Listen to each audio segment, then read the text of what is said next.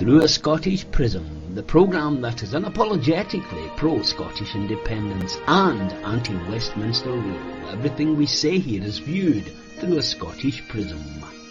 Brought to you by Barhead Boy.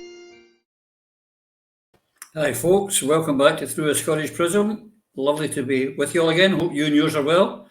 Another exciting week, plenty going on, plenty for us to talk about, plenty to discuss. And I'm joined by my comrades in arms here to do that. Over in Sri Lanka, would you believe? Yes, international show we give you. Is our Yvonne Ridley. Yvonne, how are you in Sri Lanka? Well, I was chilling and enjoying the beautiful weather here. And then I started looking at all things Scottish to find out what was going on back home. And now I'm about to burst a blood vessel. Oh, well, that's why you're here.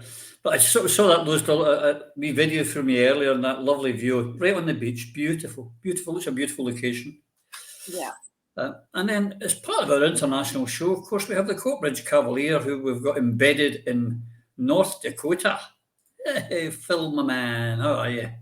Oh, splendid. It's great here. Loving it. Really, really nice people. The people of the Midwest and the States are excellent folk, and thoroughly enjoying my time here, I have to say.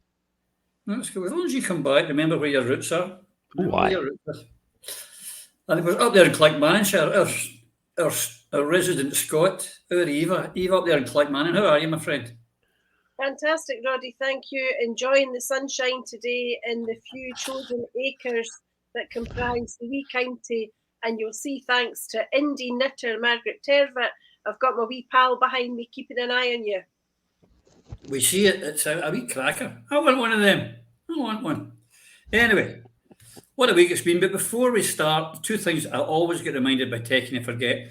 Don't forget, if you haven't already subscribed to the show, please hit that subscribe button, the bell. And if you like what you hear and see, don't forget to hit the like button. It helps us with the algorithms. But firstly, there's something I need to get out of the way. A podcaster in Glasgow put out a podcast this week suggesting that the Alapa website had been compromised by MI6 and he had a tracker on his car, and MI6 were diverting all stuff from the Alaba website to theirs. And another organisation, they had lost 75,000 members apparently, the MI6 had hidden. But let me just tell you, anyone who is registering on the Alapa website, the person who looks after that for us lectures computers at a college.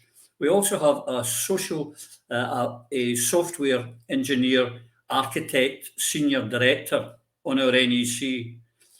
This does not happen. Do not let people who invent things for the sake of a headline in a podcast fool you.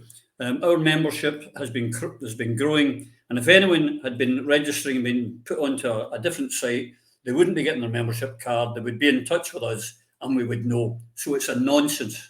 Understand that, a nonsense. And I wish people wouldn't make up stuff to try and sound interesting or in one of the in crowd. And I can assure you, there is no tracker in my car. And as far as I know, none of my colleagues here have a tracker in their car. Absolute Walter bloody Mitty.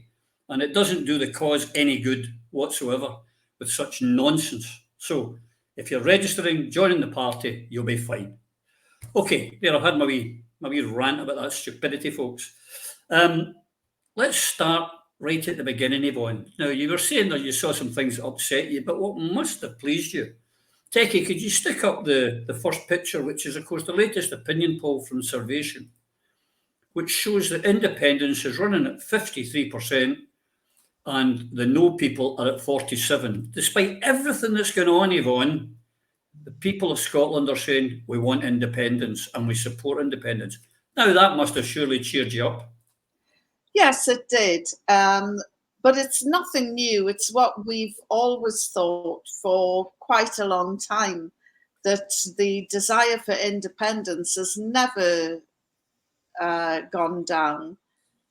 Maybe support for the SNP is going south, but certainly desire for independence is going up, and we will see this, I'm more than confident, at the All Under One banner march the next one, which will be bigger and better than the last one, which was fantastic anyway. Independence is on the agenda. It's at the top of the agenda, and that's where it's going to stay. Excellent. And that's what the people want.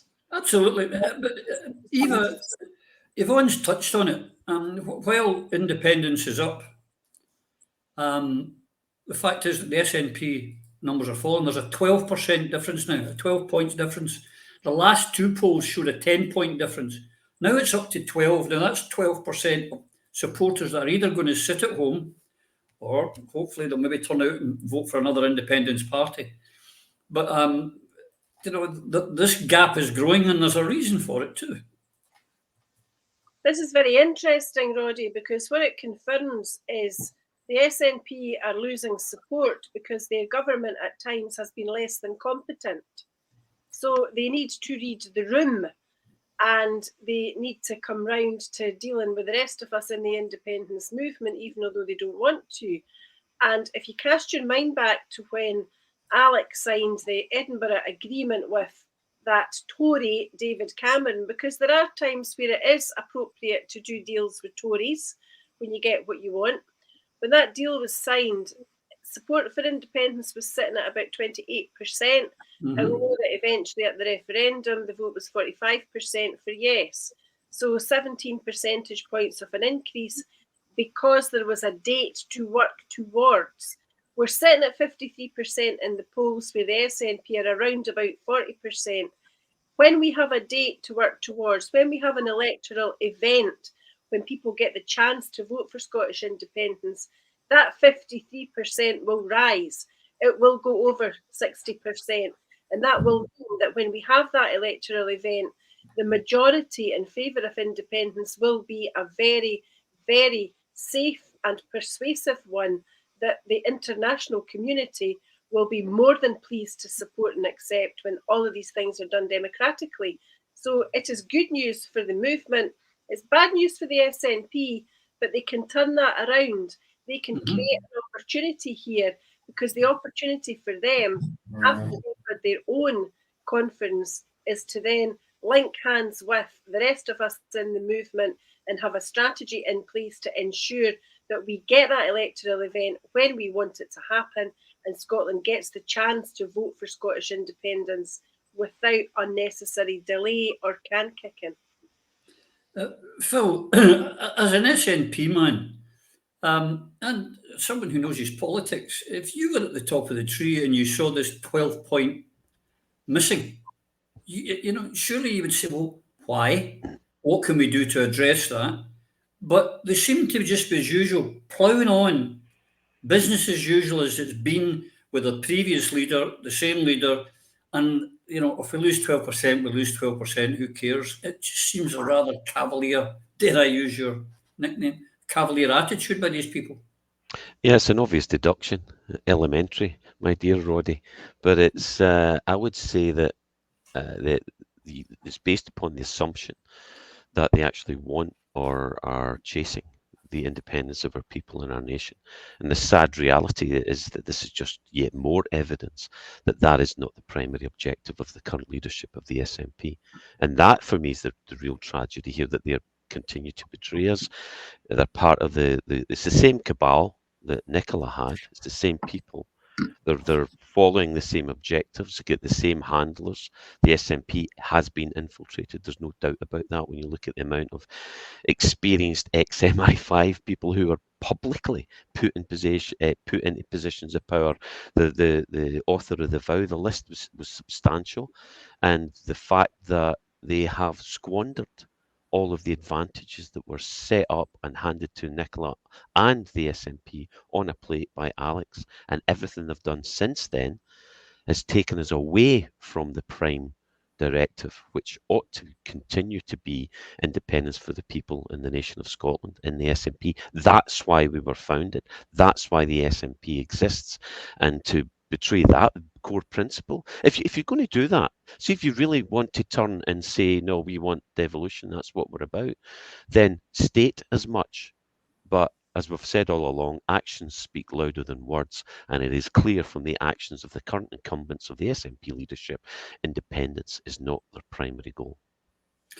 It's beginning to look that way, Yvonne, because there's a couple of things we discussed long ago, and when the Supreme Court decision came out, within a week, the Alapa Party had called a special convention of all people, open to everyone, to discuss the way forward.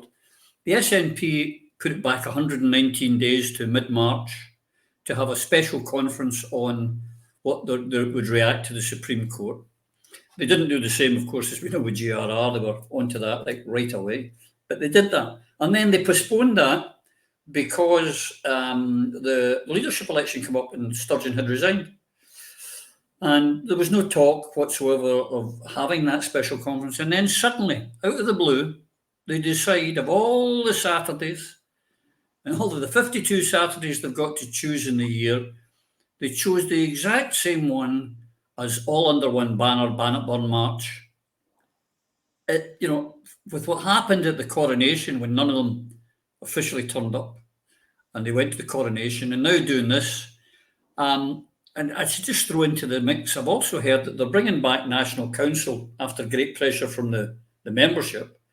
On their first meeting of the National Council is going to be on the weekend of the All Under One Banner March in Skye.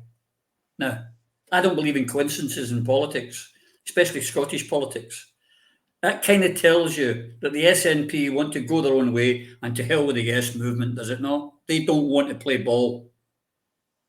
Yeah, but you know what? To hell with them. We are the many, they are the few. To hijack a Labour saying. They're finished. They're in disarray. They've got police crawling all over their accounts. They're full of BS, and they're finished. And, talk about digging a hole for yourself. These lot have got a tractor and they're shoveling away and they're going further and further down. They'll be in Melbourne soon if they keep on digging. It's absolutely ridiculous. They've deliberately gone out of their way to alienate the real peacemakers of the indie movement, all under one banner, who are lovely, cuddly Shirley Temples, all wanting us to be happy and clappy and together as one. The most harmless but motivated people in the indie movement.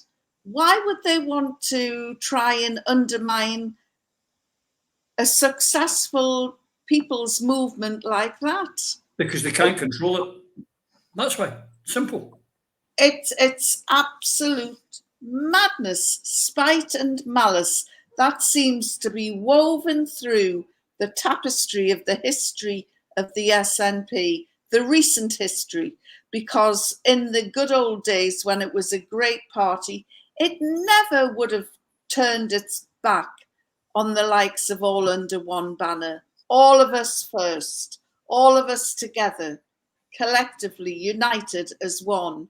And the people are going to show these privileged elite squatting in Holyrood, just, who is in charge. And it's we, the people, that are in charge. We are not the servants, we are the masters. And the sooner they're going to get a harsh lesson. They're going to find this out at the next election, whether it's a Westminster election or a Holyrood election. They are going to get spanked. I certainly hope so. Because they bloody deserve it. And I don't say that. I as you know, I interviewed Ash Reagan in the middle of the week. And it was a lovely lady, and it was a great interview, and she was very open and honest, and old SNP, really. Old SNP, at the same values as the rest of us here. But I said then, I'll say it again, I don't take any pleasure in watching this happening to the SNP. It hurts. I gave 5 decades of my life to that party, supported it, voted for it, raised money for it, campaigned for it, stood for it, all these things. It gives me no pleasure. It hurts greatly, and and I just don't see any light at the end of the tunnel. On that, Eva, Tony Giuliani, and I apologise if I've mispronounced your name, but I don't apologise to you for anything else. He was saying that, you know, it was right that they should have this conference on this date and it should only be SNP people. Fair enough. But then he went on to say that the rest of the movement should just sort of be quiet, you know, wheeshed, and not make any moves on anything till after the general election, which makes you immediately like, oh, sorry, you want to get your gravy, all the boys back on the gravy train, and then we can speak. We have to get to the back of the bus. Do they realise that they're actually poking the hornet's nest? I think they are utterly deluded. You know, when I'm thinking about Bannockburn, I went on Bannockburn rallies, which I'm sure you did too, Roddy and Phil, in the 70s, in the 80s, and the 90s. Yeah. And it was the pinnacle of the Scottish independence campaign every single year. Yeah. We listened to people speaking there, including Maggie Ewing, Alex Salmond, Douglas Crawford, the people who were elected in the 70s. Later on, we heard Stuart Hosey, we heard Winnie Ewing speak. Bannockburn's a big deal. It's hugely symbolic. It's why we sing, you know, by oppression's woes and pains, by our sons in servile chains, we will drain our dearest veins, but they shall be free. So for people like Tony and Humza and those around them to deliberately create an event to compete with All Under One Banner at Bannockburn is idiotic in the extreme, and it is also very disrespectful to the memory of what Bannockburn means to Scots and what the Bannockburn event traditionally has meant to the Scottish independence movement.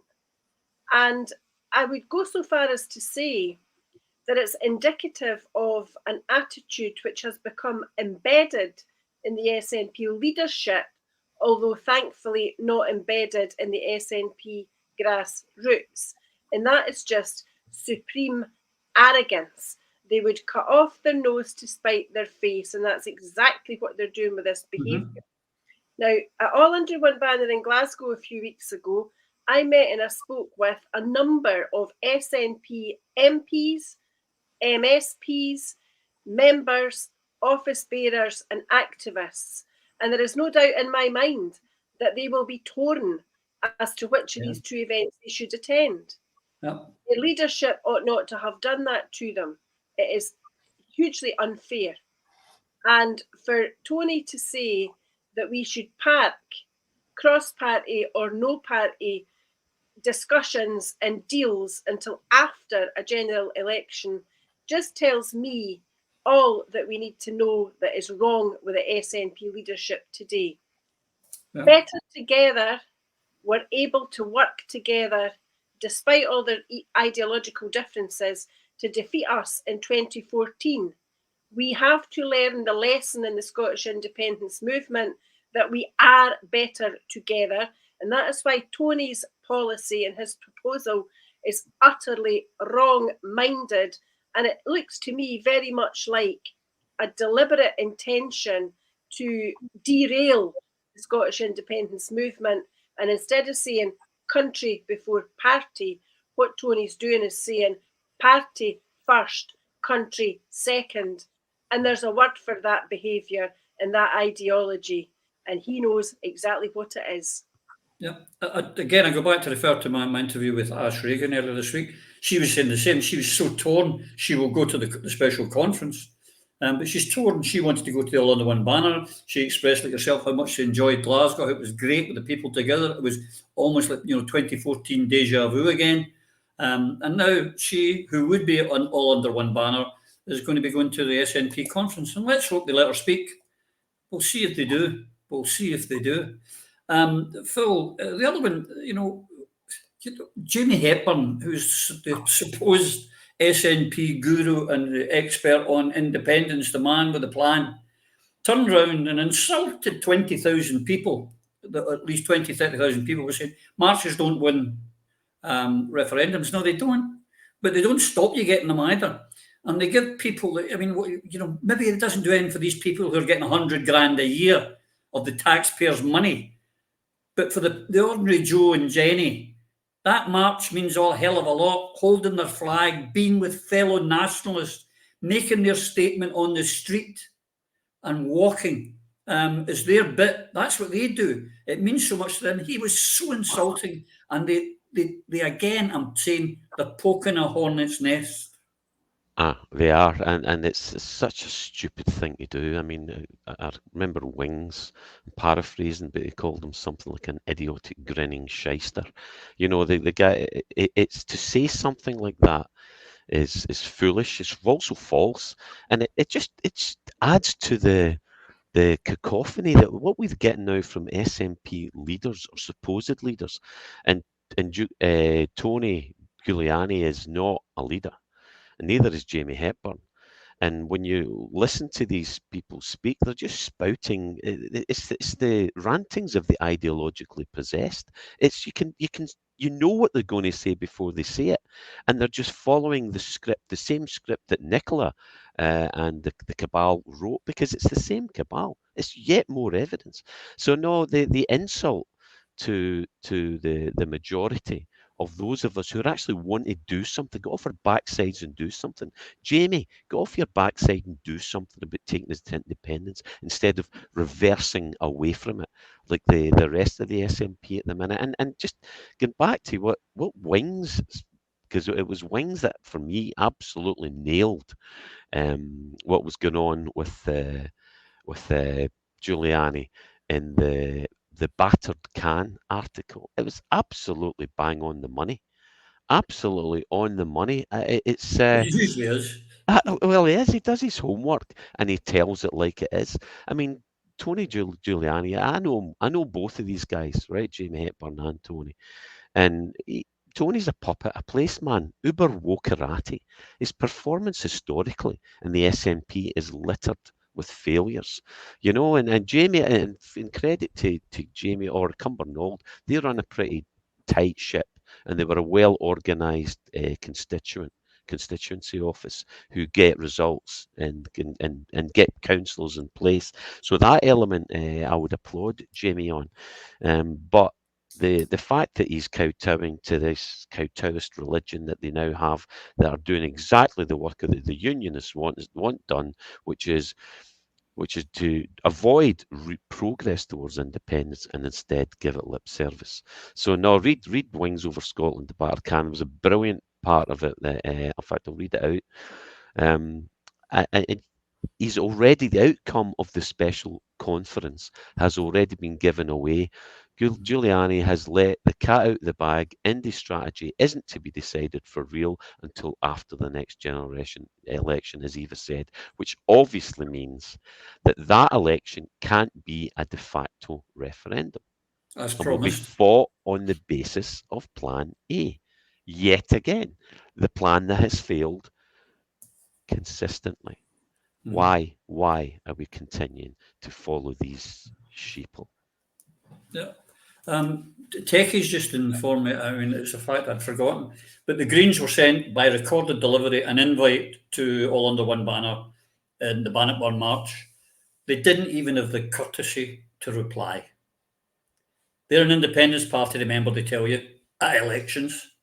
You know, just like SNP are an independence party at elections, and the Labour Party are a socialist party at elections, and the Tories are shits at elections. So at least they're honest and consistent.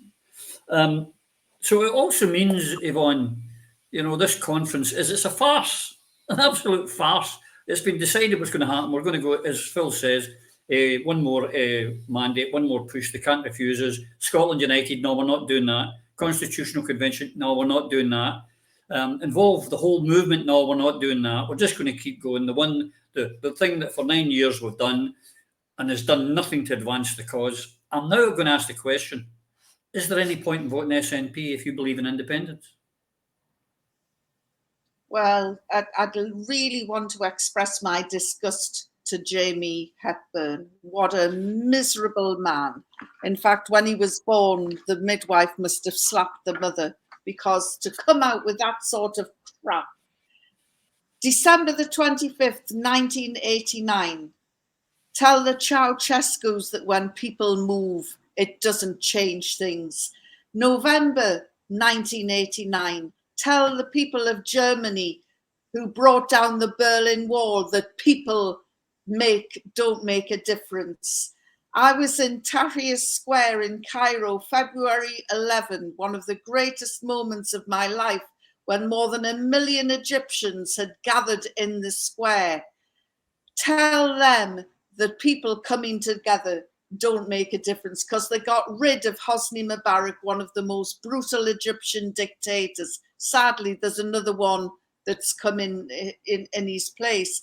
But what it shows us is that when people move, the likes of Jamie Hepburn become irrelevant. This little pipsqueak turning round and saying marches don't make a difference. What an insult. I'm reading a book at the moment, Radical Scotland by Kenny McCaskill. It's bloody brilliant, and I suggest that somebody in Jackson's Entry buys Jamie Hepburn a copy of that book and fire him up and get some fire in his belly. You know, he needs to eat more greens or something. What a pathetic... I wouldn't say that. They might take that the wrong way. You know what they're like. You know what I mean? Well, yes. And the Greens, they've got no manners, no finesse, nothing. They're a nasty bunch of, well, they just remind me of zombies on crack. You know, they're just really awful, awful people.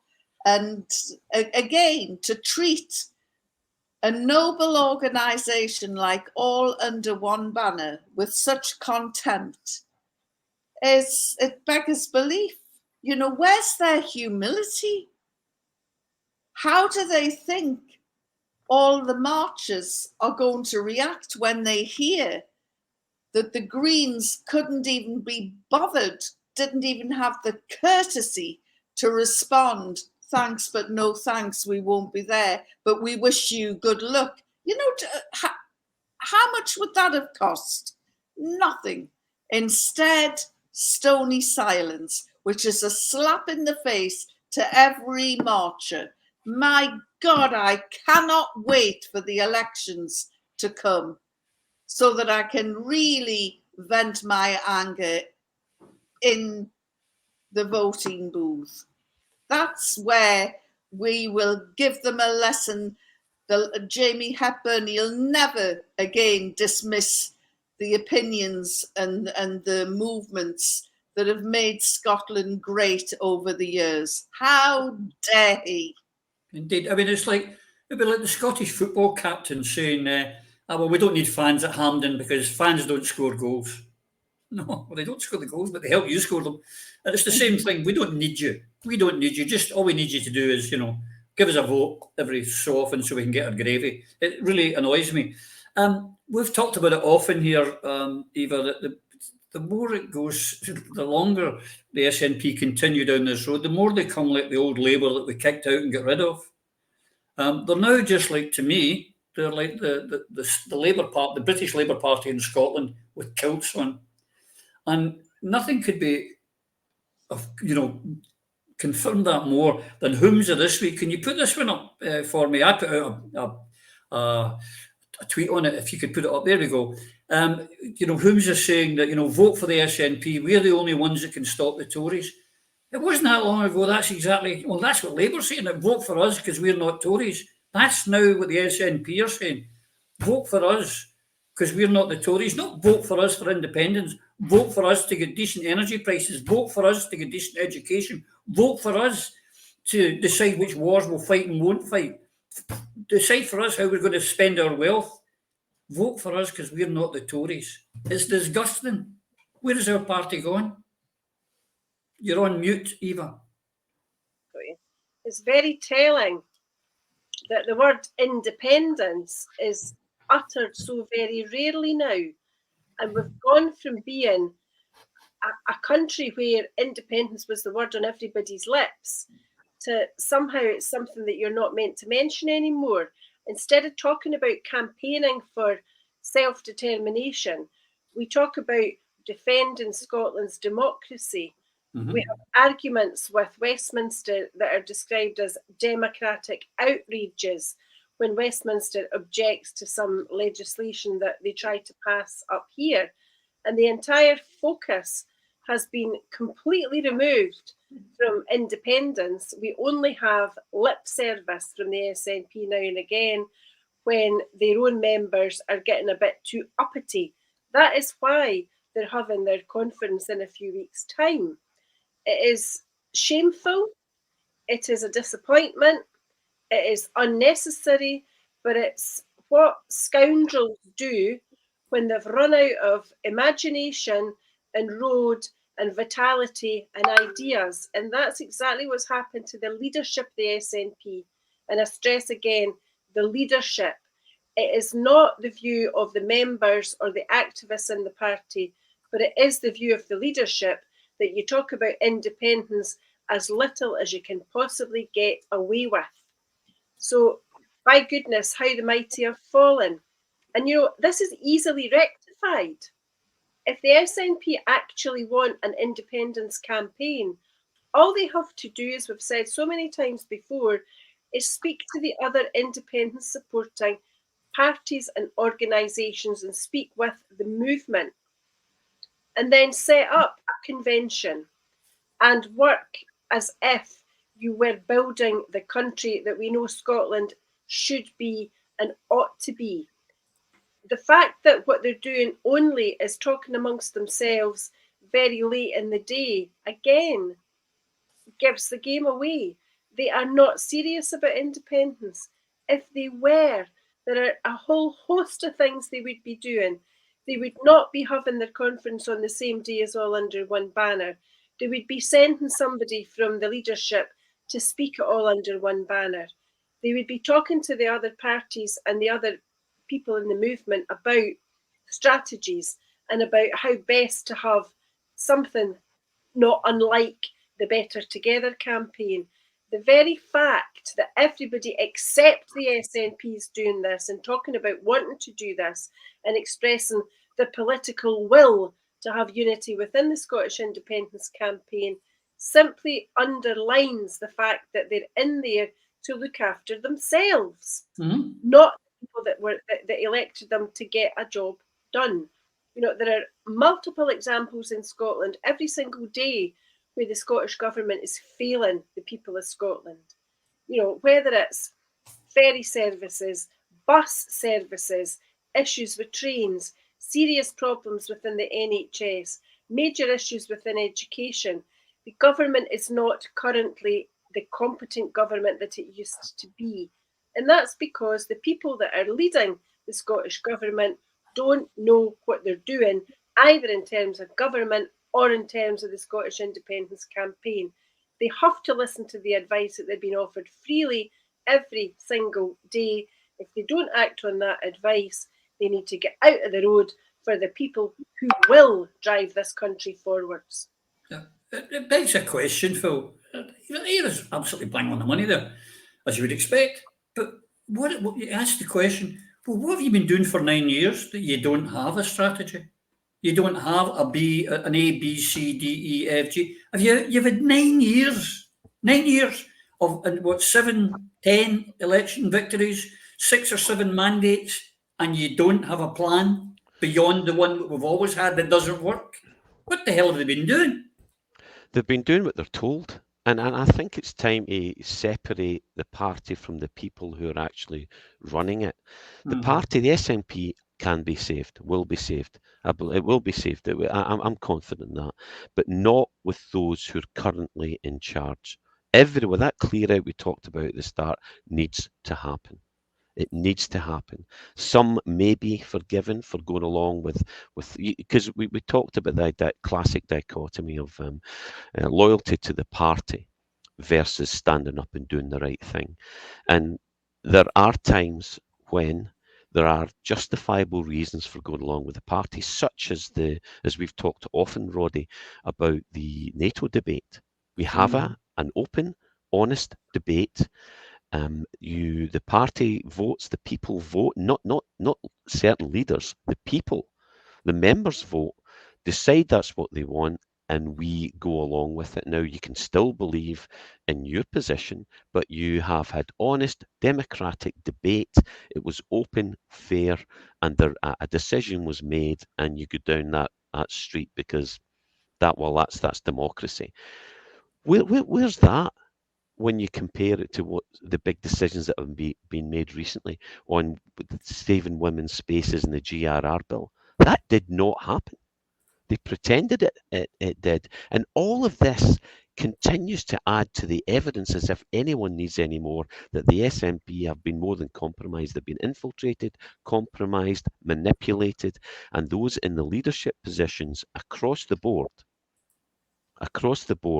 are now implementing the strategy that is set out by those who would keep us on our knees, and that's the British state. And unfortunately, if you have betrayed something we've all talked about before, it's an extremely difficult thing to forgive. And I don't forgive these people. I can forgive some who follow, because it took us all time for the penny to drop.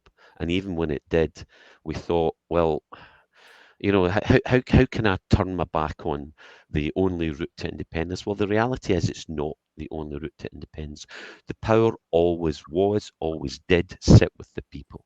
That's the answer. That's what the SNP represented, purports to represent now, but no longer does, sadly. So we need the current incumbents to be removed without exception and get an SNP that represents the people again. Along with ALAPA, that will work with all genuinely independent-minded parties, and that does not include the Greens. They can sling their hook. It's time to dump the Greens folk. Don't give them your second vote. Don't give them anything. They're a joke. And if you want to vote for independence, you vote ALAPA. That's what I would vote. That's what I'm going to vote. Because right now, that's the route to independence, to get representatives from a party that I'm not a member of. But you know, you begin to think about it. Unless the SNP sort themselves out, too sweet, I currently support ALAPA and their policies because they are independence minded. It's clear. SNP, the same cannot be said. What a fiasco! I could get you a membership form, you know, easy. Just think the fun we could have at conference, Phil. You know what I mean?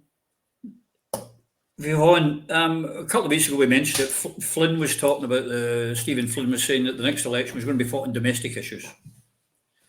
Then we had Humza this week, and I don't know if I've got a clip or anything on it, but Humza came up this week and said, you know, the hung parliament, the old hung parliament argument, which is a load of nonsense, we know, because they'll go to the Liberals first, and if they get a majority of the Liberals, they'll tell the SNP to sling their hook, and even if they don't, and if they need the SNP, they've said it before, they'll just say to them, well, take us out and put the Tories back in. They'll make the SNP do it. But what Humza said is, if you remember, Stephen Flynn said, well, we can do a deal and I'll demand a Section 30. And they said, well, when you're not getting one, they said, okay, well, we'll still support you.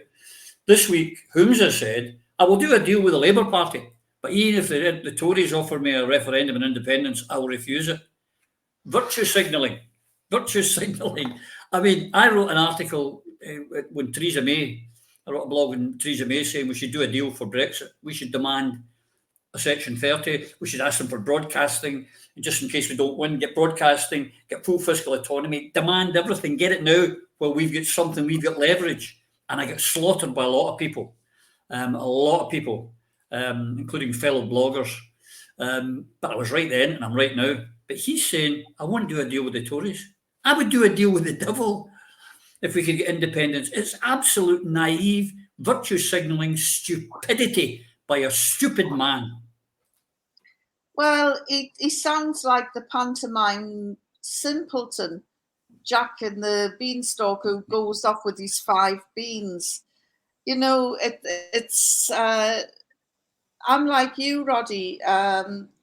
I'll do a deal with anybody if we can just get independence. But I have to disagree with Phil when he seems to think that the SNP is safe. You sounded like the financial advisor there of Lehman Brothers in 2008 who said they're too big to fail. I don't think the SNP is out of the water just yet. And clearly some of their own are the same because they've formed another mini independence group, which is neither here nor there. But Humza Yousaf is acting more and more. Well, there's a village somewhere in Scotland missing its idiot. That's for sure. You know, he says he won't deal with the Tories. I mean, what? You should never say never. He's just thrown away half his hand. I would hate to go into a casino with him because he certainly doesn't inspire confidence in. Well, you wouldn't, if we gained our independence, you wouldn't want to send Jamie Hepburn, Giuliani, and Humza down to negotiate our independence, would you? Can you imagine what the London mob would do with those three assholes? Oh gosh, I mean, it's all I can see is a three-legged race, you know, with those lots. They're just incompetent. Yeah. And the London Sharks must be sitting there laughing at the antics that are going on up here. I mean, Humza he's making his mouth go and he's trying to be very angry and forthright. But being strong doesn't always mean you have to fight every battle. You know, true strength sometimes comes from saying enough is enough and walking away from the nonsense and calling their bluff. But he's just not capable of playing the game in the way that Alex Salmond did, a man who did deliver an independence referendum, a man with a proven track record. And, you know, he was the skilled maestro behind we could have had seats, Alapa seats in Holyrood already, if only they'd listened to his strategy of SNP 1, Alapa 2. Simple strategy, which would have saved more than 1 million votes being frittered away with the SNP's nonsensical 1 and 2. You know, they don't understand the game. They don't understand proportional representation. They don't understand the D'Hondt system. They don't understand very much. And that Pratt, who has been made the independence minister, putting it crudely, he doesn't know his arse from his elbow. I agree. I'm glad you said that because that means that I don't get into so much trouble for me using the A word as well. I apologise. I know I'm not going to apologise. I think they're assholes. I just do. I do. I can't help it. They are. They shouldn't stop. If they stop behaving like them, I wouldn't call them that. Eva, we started off the show talking about the 12% gap between independent support and the SNP. Now that 12% is going to grow. What they're now turning around and when it becomes aware to people. Now we in this group and in the Alapa Party are not the only people who are fundamental independent supporters, but when that starts filtering through to people, that 12% is going to grow. And they're going to lose more seats. They're not going to switch to Labour or Tory. But what they're going to do is what they did in 2017. A lot of our support's either going to sit at home, or if Alapa decide that they're going to put up candidates, if there's not going to be a Scotland United campaign, they're going to vote for Alapa or they're going to stay at home, but they're not going to vote SNP. And the SNP don't seem to grasp that they can't keep slapping the people in the face and expect them to turn up and vote. You cannot continue to treat the electorate as fools and expect them not to waken up. And an example of that, actually, and one that I think that every single adult in Scotland with a vote should pay attention to, is you should actually watch First Minister's questions and watch some debates in the Scottish Parliament.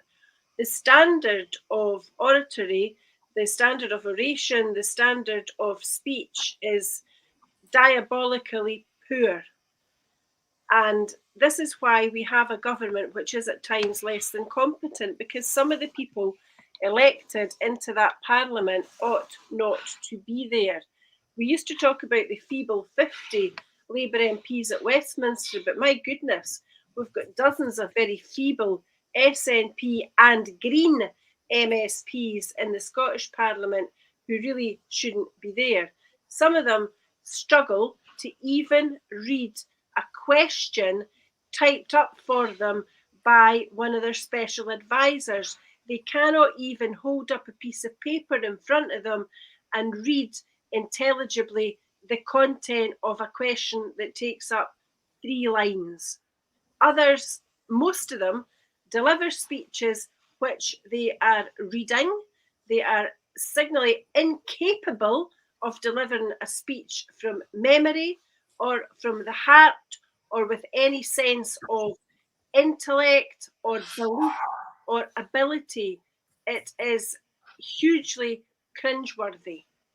And if you look at that behaviour, these people actually think that they're entitled to the wages that they draw. They think that they're doing a good job. They believe that they're doing what we elected them to do, when in fact they are making a complete fool of themselves and of the Parliament. Now, what's wrong in all of this is that we should have politicians who reflect the abilities and the views and the motivations and the aims of the people of this country. The SNP took the people of Scotland for a ride because they pretended to favour Scottish independence, and they pretended that they would be competent this time round. And instead, what they did was park the notion of independence for as long as they could possibly get away with it. And in terms of competent government, they allowed themselves to be completely and utterly beholden to the Greens. And that is what has done the greatest damage to the reputation of the government and the competence of the government, that they are now in hock to a party which is very, very different, as Yvonne always says, very different from the Greens in England and Wales, but is a party whose motivation is increasingly only bizarre. Now, today Hamza was talking about how if Westminster tried to influence or manipulate or, remove the deposit return scheme, this will be a democratic outrage. The democratic outrage actually is that we've got a First Minister who was not elected to that position by the people of Scotland, but by a few thousand members of his own party only. And his party is the one who said that when prime ministers were changing at Westminster, there ought to be a general election, sauce for the goose, etc.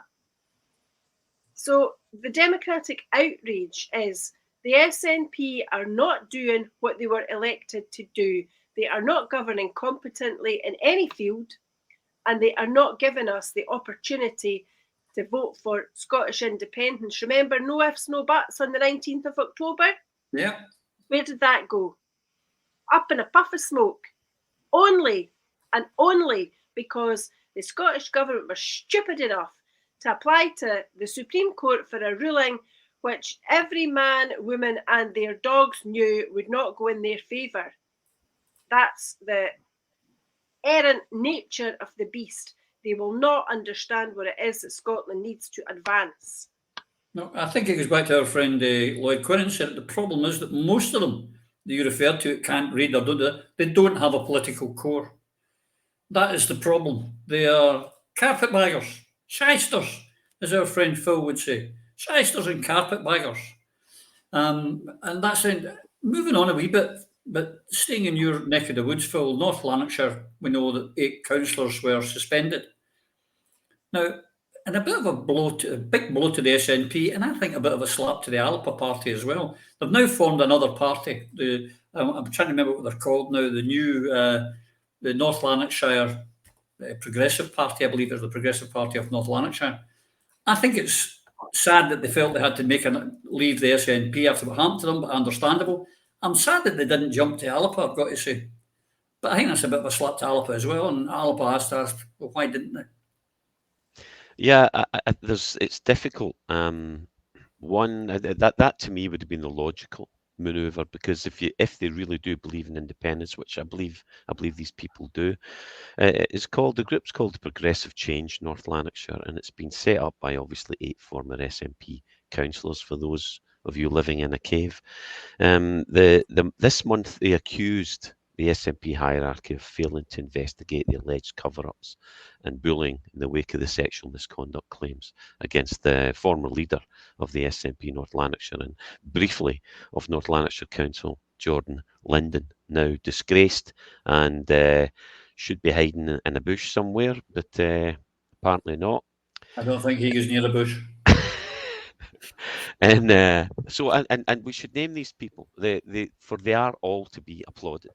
It's Beth Bowdo, Jerry Brennan, David Crichton, Paul Damasio, Jim Hume, Greg Lennon, Barry McCluskey, and Cameron McManus. I know some of them pretty well. I mean, they could have went as independents, was one of the obvious options here, but this certainly garners more headlines and will help them in their attempts to retain their seats. I'm not sure they would get the same support or the same headlines. The the reason the papers report things is where it's negative towards the independence campaign. So anything positive that Alba produce will not be reported. It will not receive the headlines because that's not what the objective of these billionaire-owned. If 8 councillors had jumped ship into Alpa, making them the second largest, that would have got in the papers. You'd like to think so, but I'm not so sure. Because anything that promotes independence, the mainstream media will not support and will not back and will not give the exposure, because that kind of exposure will have ramifications, does have ramifications. I think this is maybe a smart enough move. I think jumping to Alba, if they retain their seats, would be a smarter move for these councillors.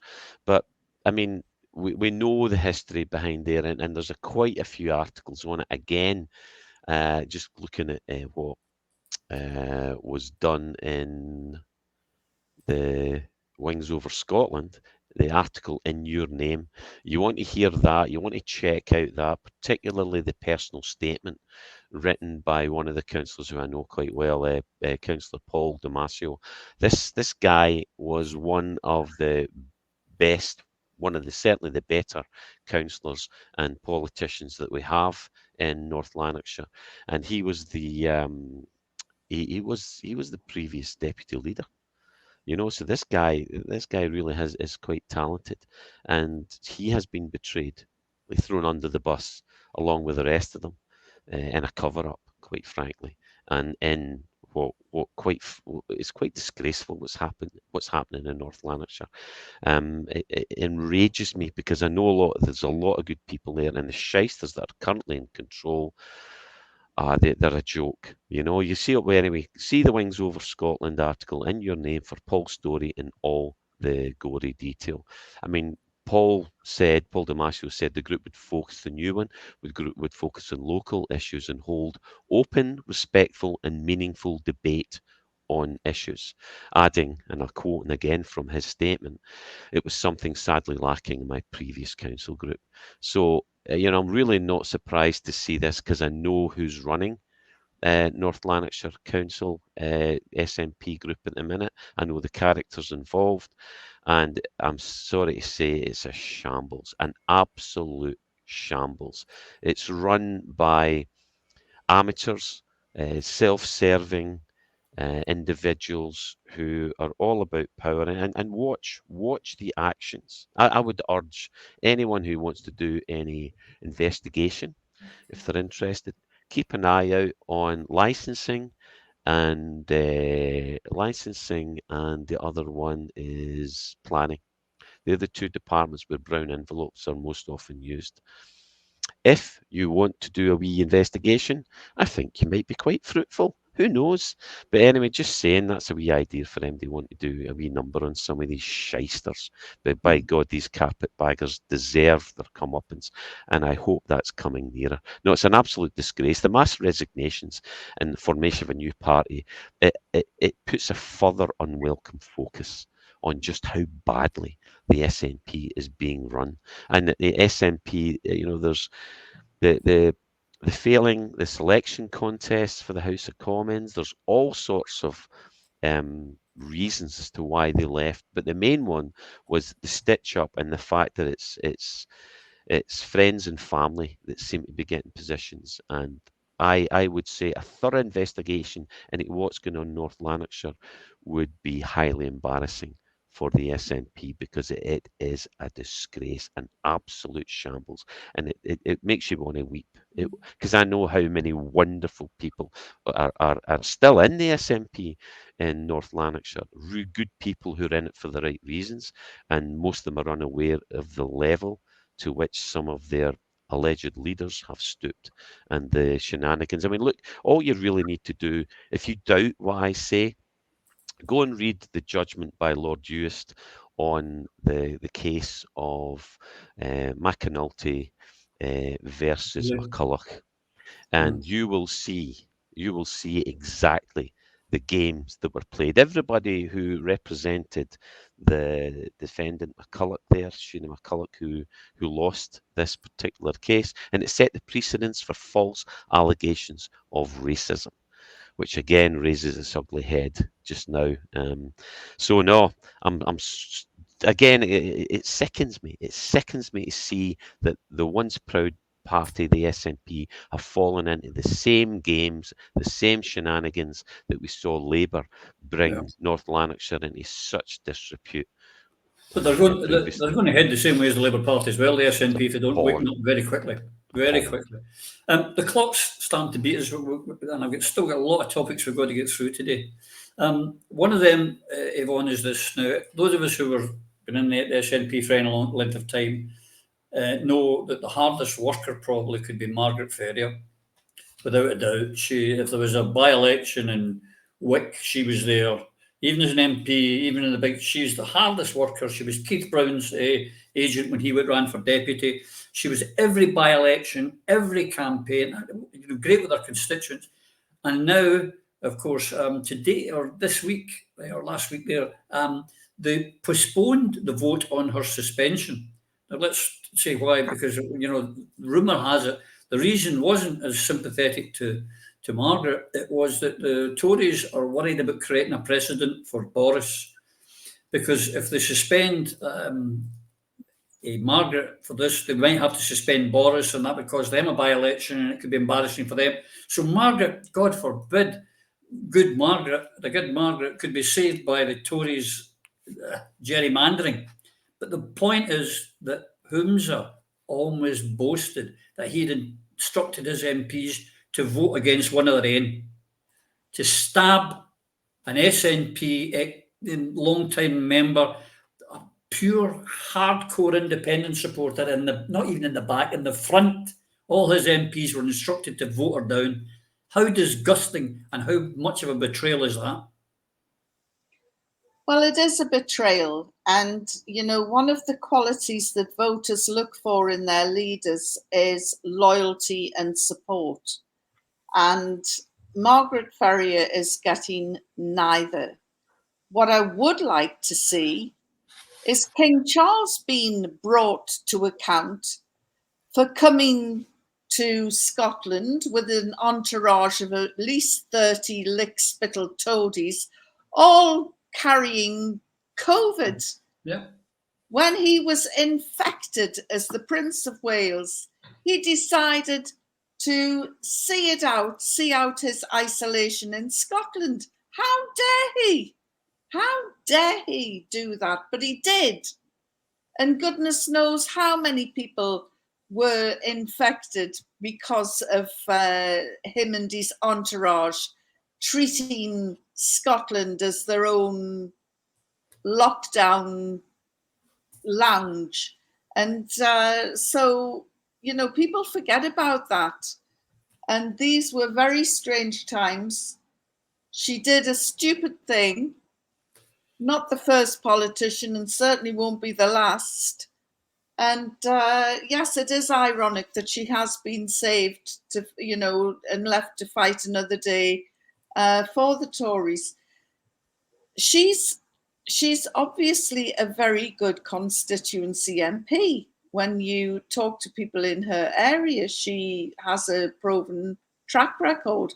Mm-hmm. But she's also, as you said, used up the shoe leather, pounding the beat for others, like Keith Brown, feckless fool of a man he is. What's wrong with showing some solidarity, some unity, and some loyalty? Because that is something that these are all qualities that Scots people are well known for.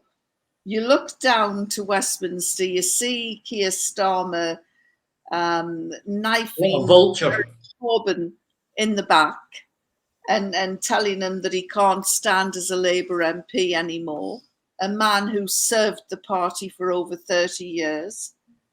And really, this act of treachery and cowardice towards Margaret Ferrier is no different. And people don't like to see that sort of unchivalrous, nasty work being done. Nobody likes to see anybody gang up and bully and intimidate anyone. And that is exactly what is happening to Margaret Ferrier right now. That's shocking. Obviously, I don't agree with what she did. I don't think anybody would. But Tory MP did the exact same. I can't remember his name, down in Norwich or somewhere like that. Nothing happened to him. She's not the first. She won't be the last. And the first person to come and spread their bloody COVID was the man who would be. Saxa Gotha Coburg, indeed. But Starmer was up in Kirkcaldy for some reason. That's another seat, obviously fancy. I love Scotland and all that. He's another one, like a vulture, talking about, and he lied today. Yes, Starmer, you're a liar, saying that Rutherglen didn't have an MP for the last 3 years and it was terrible and disgusting and she had to be replaced. She's a damn good constituency MP. She didn't have the SNP whip maybe for the last whatever it is, year or 18 months, but Rutherglen had and has an excellent member of Parliament. You lying Tory operating under the name of Sir Keir Starmer Labour Party. You're a liar. Disgusting, Eva. I'm sorry I got a wee bit angry today, but Starmer is like a vulture, is he not? He is indeed trying to pick over the bones of somebody who's not yet dead and whose efforts for their constituents have been superlative when compared with the efforts of others. And it is utterly ridiculous that we have yet again the spectre of a system which cannot by any stretch of the imagination be described as justice. This is not unlike what happened to Craig Murray. Craig Murray was singled out and prosecuted, and I agree that he broke the law. But what is wrong with the Craig Murray prosecution for contempt of court is that no other journalists who committed the identification, allegedly, were prosecuted. He was chosen and only he was done. And we see the same degree of witch hunt and victimisation of Margaret Ferrier. It is utterly and completely wrong. It stinks. The fact that the SNP have turned their backs on her is utterly disgraceful. Margaret helped to get so very many of these people elected. Absolutely. They have no loyalty whatsoever. They should be shamed from now till kingdom come for the way that they've behaved towards her. She made a mistake. She did something she ought not to have done. I'm quite sure that there's a pretty detailed explanation in the background that we've not heard yet. But the sheer horrible fact of the matter is, very many other people did what Margaret did and did far worse, and they are not being penalised. Margaret served her time in essence. She was convicted, she was sentenced to, in effect, community service, which she has done. She does not deserve this. This is above and beyond anything. But if she deserves it, there are a whole host of others who deserve far more. And that's what's wrong. This, we're all equal in the eyes of the law. Are we? Hell. Once, Nicola Sturgeon's SNP turn on you, you're finished. You've got to be ground into the ground, with the heel on the back of your neck. That's what this behaviour is. For Stephen Flynn to hold his head up and go along with that, for Hamza to talk in terms of trying to choose a candidate for a by-election, which is not yet certain, it is utterly disgraceful. These people are shameless fools, because that woman has more integrity in her pinky, and she's done more for the Scottish independence movement than all of those that are in the leadership in Holyrood and Westminster are just now. She's not in my party. She may never be in my party. But my goodness, I have a hell of a lot of time for her, far more than I have for the charlatans that are driving our country down when they're supposed to be lifting us up. Correct. And if she does stand as an independent, I hope plenty of people will turn out. I certainly will, to help her. Phil, again, the clock, a few things. Let's try and keep it down a wee bit. But last week we had a bit of a snigger to Nicola, who was talking about she didn't realise the polarisation of politics in Scotland when she'd created most of it. Now, this week we had another belter, one of her gang, if you like, the Chief Constable, now you're an ex-policeman, Livingston, who said, and I quote, "Police Scotland is institutionally racist, sexist and discriminatory." Well, correct me if I am wrong, Phil, but surely as the Chief Constable, it's his fault that it's like that. He should have sorted that out. I mean, is he not responsible that it is like that? Yeah, that's where the buck stops. But these would be legacy issues. But I've got what's probably a wee bit a controversial position on this one, because for me it's a really, really strange statement, and it needs careful analysis. I take it with a pinch of salt. Given my years of experience as a police officer in Strathclyde, the Royal Falkland Island Police, and the amount of virtue signalling going on right now, I see virtue signalling in Chief Constable Livingston's statement. All the talk of equality of outcome and its seeking of equality of outcome, which to me is infantile and based upon ideology rather than reality. We are all different. We have different strengths and weaknesses as individuals, and the recognition of the rights of the individual is what Western civilization, the best yet developed, like it or lump it, though not without its serious and significant flaws. It's what our Western civilization is based on. Now, equal opportunity, very different and needs to be achieved by anyone with any sense. But the findings are based upon what? And the quote, one of the quotations I'll read, it says, "This week, the first report of an independent review group detailed first-hand accounts from officers and staff of racism, sexism, and homophobia, as well as people being punished or sidelined for raising concerns." Now, these cannot be ignored. I'm in these independent these are incidents. These are incidents where you will meet sexists, racists, homophobes, and idiots in every role and in every job. And there are these should be dealt with on a single point-by-point, case-by-case basis.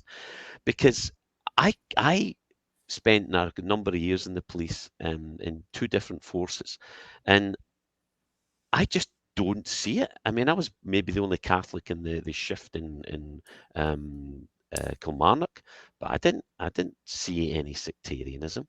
I certainly didn't see any racism where I was, and the vast majority of police officers are decent and just try to do their job with human foibles and errors. But we've got to be careful that we don't unlearn the lessons from the past. What about the disgraceful Rotherham child sexual exploitation scandal. 420 suspects, 2,000 child victims, mostly girls.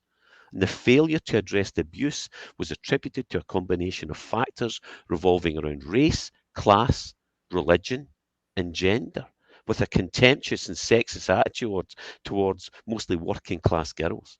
Lack of child-centred focus and a desire to protect the town's reputation and lack of training and resources were all cited. But the most cited issue was the fear of being called a racist. And that was the principal reason they failed to act. So we must not forget that. So I want to know if you're, I want to know who wrote this, what it says, what these say. I mean, because this is. I mean, I was a cop. I didn't come across any of this, and I just fear that we're jumping on something that has not been tested. I'd like to know the evidence, what it's based upon, who wrote it, did they have a motive for wrote it? Because I tell you what, if it's sponsored by the Scottish government and the current Wokarati incumbents, I take it with a massive pinch of salt. But no, the fair side thing to do here would be each of these incidents, or if anyone reports anything like that, it should be investigated on a case-by-case basis, and they should be protected. So, no, I'm not 100% convinced that this is kosher. Well, I go back in the late 19th, early 20th century, my grandfather, Big Sandy, Alexander MacLeod, was headhunted down from North Uist, along with a lot of Gaels, to take over the police in Glasgow, because the Glasgow police was so corrupt. They brought in the Highlanders. So I'm not as sceptical as you that there is a lot wrong with the police. And I mean, the fact that they can't find who leaked to the Daily Record, that they can't find from Sturgeon's office who did that, makes me wonder. Time is again, as I keep saying, a couple of things I want to get in. One for you, Yvonne, which is the think tank, I can't remember the name of it, the IDS is involved with Ian Duncan Smith, who brought us universal credit. I've come out with a new thing this week, which is they're wanting to bring the retirement age up to 75 by 2050. Is it 2035? Rather, there you go. 70 by 2028. They don't want to pay out a pension to us. It's ridiculous. Retiring at 75. I mean, it's ridiculous. Can you imagine being a labourer or someone who does manual work having to work till they're 75? Well, they've got the streets on fire in Paris by asking people to work 2 years beyond their retirement age. Waspy women like myself are basically being told to work till we drop.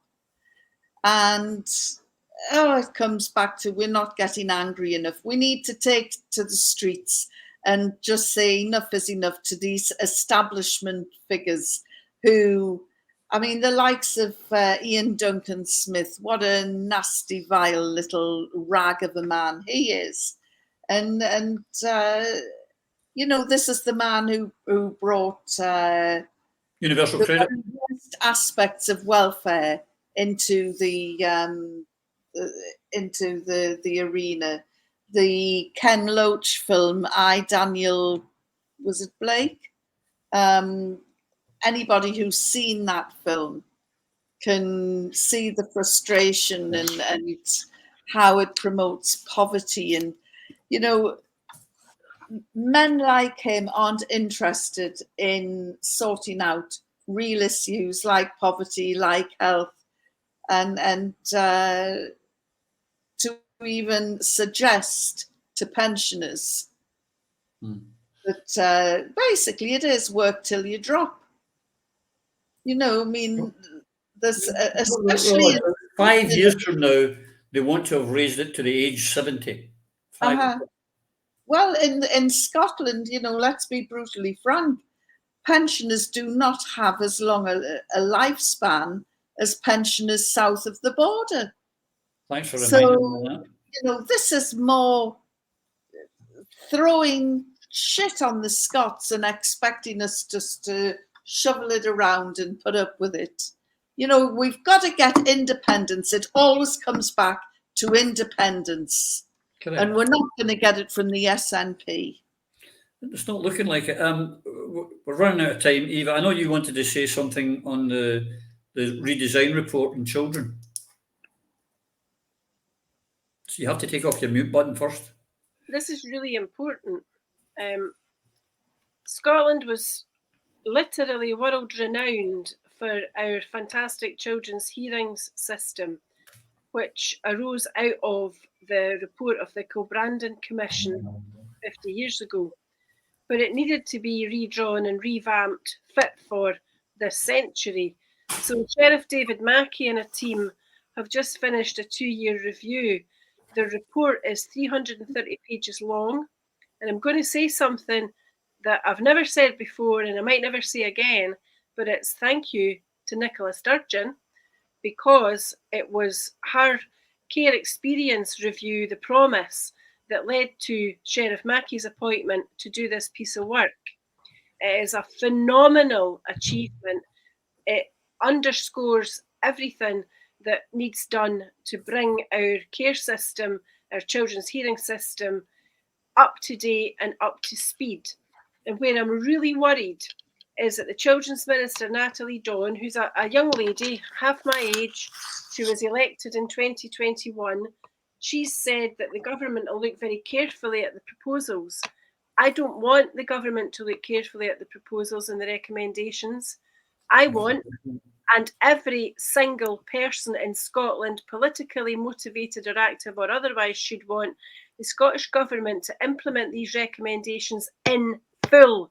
They should find the money and the human resources to implement every single thing that the recommendations comprise, because what it's about is looking after vulnerable children and supporting families through times of difficulty, providing support, being a community, being the Scotland that we should be, where we recognise that there is poverty, there are things that go wrong, people make mistakes, but as a community, as a society, we should get together to make things better, so that our children grow up and have all of the supports and the scaffolding and the assistance necessary for them, no matter their background and no matter the failings of their parents or carers.